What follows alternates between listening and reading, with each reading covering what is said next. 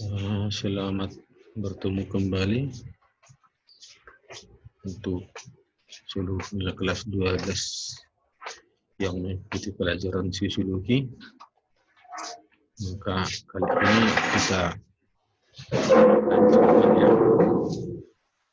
kita lanjutkan pelajaran kita dulu.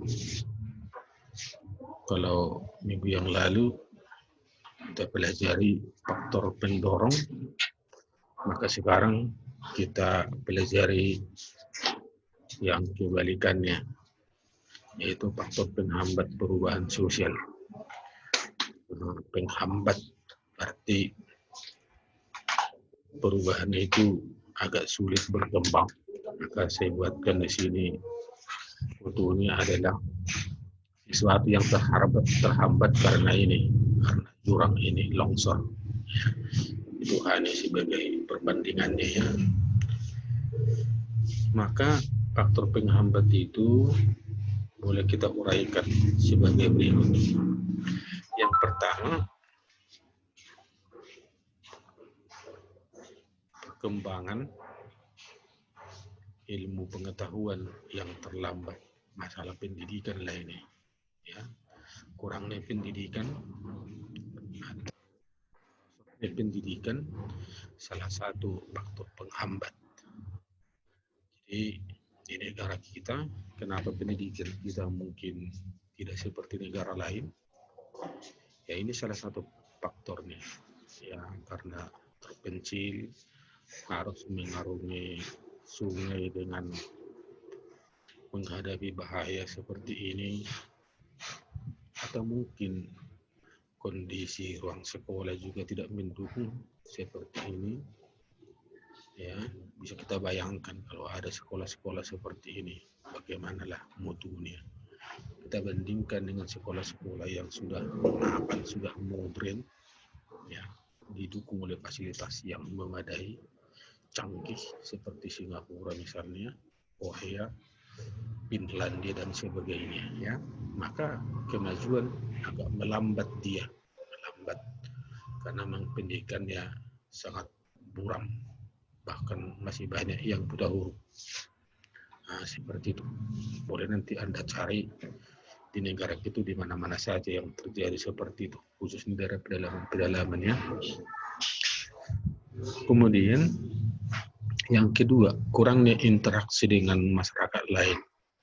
Artinya terisolasi karena pulau, terisolasi karena hutan, karena pegunungan, atau mungkin terisolasi karena politik, diembargo misalnya. Maka yang diembargo itu tidak ada komunikasi, tidak ada akses kepada tempat-tempat lain.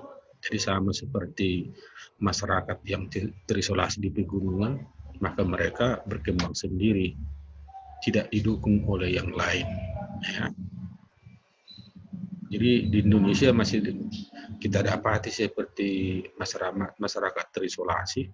Ini saya ambil dari suku anak dalam di Jambi, kemudian di Papua yang paling banyak, suku Dani, suku Asmat dan sebagainya, Korowai. Masih banyak suku-suku yang terisolasi. Maka kurang akses ke tempat-tempat tersebut, perkembangan masyarakat. Itulah yang menghambat mereka tidak maju-maju ya. Nah, seperti ini rupanya ya. Daerah-daerah yang primitif akan menghambat perubahan sosial. Kemudian faktor ketiga, ada prasangka terhadap kebudayaan baru dan asing.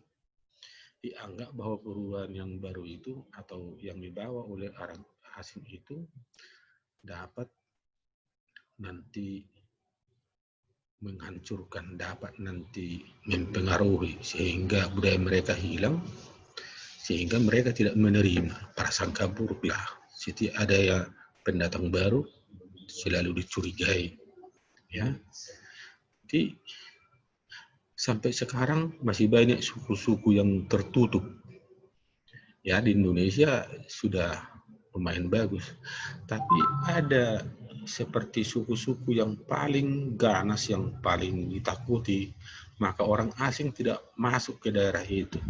Ya, ini saya ambil adalah suku Sentinen di Pulau Andaman. Ini masuk wilayah India ini, sebelah utara negara kita, yaitu daerah Teluk Benggala. Maka pulau ini terpencil, tidak boleh masuk siapapun ke daerah ini.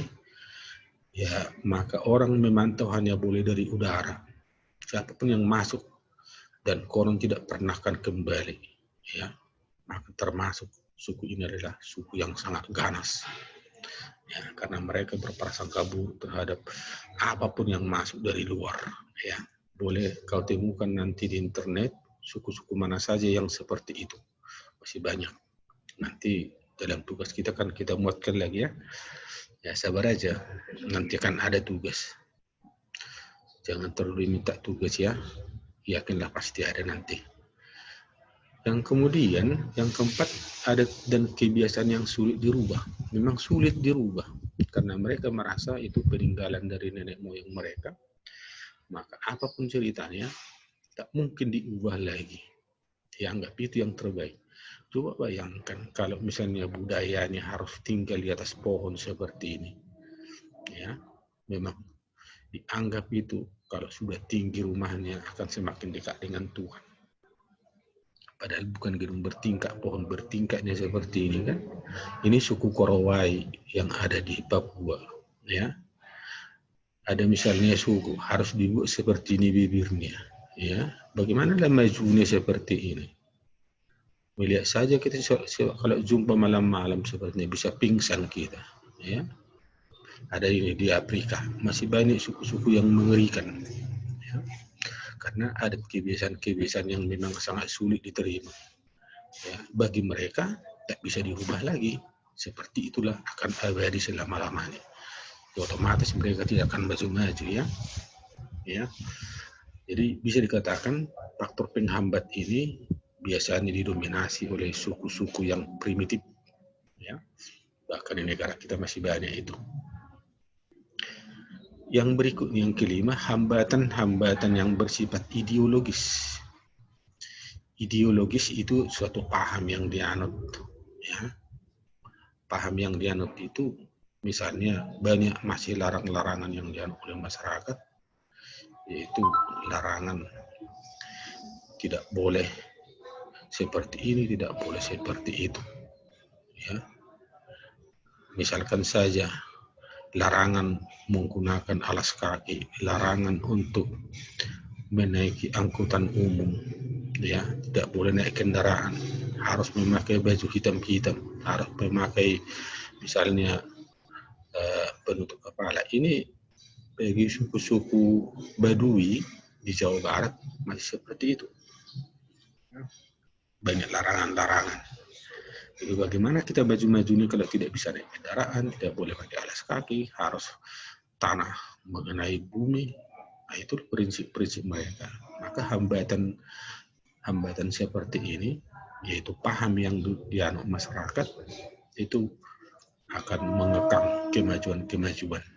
Maka seperti saya bilang tadi, semua hambatan ini masih didominasi oleh suku-suku yang terasing atau yang terisolasi. Kemudian ada sikap tradisionalis dari masyarakat itu sendiri. Nah, hampir bersamaan itu. Ya, ini hunian orang Batak, perkampungan orang Batak, namanya ini huta. Maka tradisi mereka harus berkumpul seperti ini apabila acara-acara ritual. Ya. Kita bayangkan orang Batak menghabiskan materi yang tidak kecil hanya untuk pesta-pesta. Maka waktu habis, tenaga habis, materi habis hanya untuk tradisi-tradisi. Ya. Nah, sehingga banyak terbengkalai kemajuan-kemajuan ya karena itu. Beda dengan suku-suku yang sudah modern misalnya.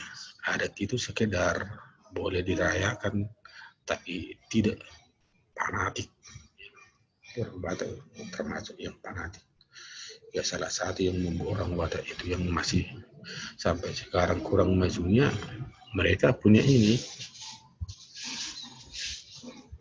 ada bangunan yang berbahaya, ya namanya hotel. Ya. Salah satu faktor penghambat ini. Apa itu hotel? Ya ada hosom. Tidak bisa dibahas Indonesia kan ini. Ada otok bodoh, ada teal, ada elat, ada latte. Nah, bisa ditanya orang tua, apa ini hotel ini ya? Hosom, otok, teal, elat, latte. Mudah-mudahan Anda tidak termasuk di dalamnya.